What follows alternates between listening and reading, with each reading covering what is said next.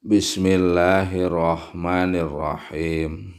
Paslun ari ieu eta hiji pasal. Al mughaladatu ari najis mughaladoh. Eta tathuru bisa jadi suci najis mughaladoh bisab'i ghoslatin ku 7 pirang-pirang kumbahan. Ba'da ijalati ainiha, sabada ngaleungitkeun centulna eta najis mughaladoh. Ihdahuna ari salah sahijina itu sab'u ghoslatin. Eta biturobin dicampuran ku taneuh.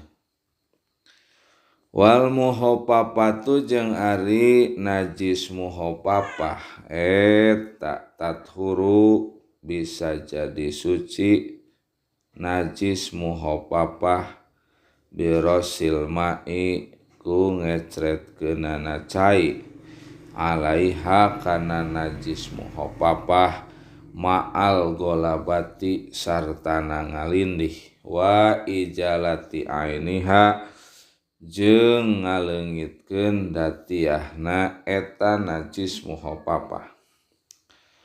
Wal mutawasitotu jeung ari najis mutawasitoh eta tan qosimu narima kabagi najis mutawasitoh ala kismaini kana 2 bagian. Ainiyatun ari anu kahijina eta najis mutawasitoh ainiyah. Wa hukmiyatun jeung ari anu kaduana eta najis mutawasitoh hukmiyah. Al ainiyatu ari ngaran najis mutawasitoh ainiyah eta alati anu laha eta tetep pikeun eta lati launun ari aya rupa warihun jeung ambe watokmun jeung rasa.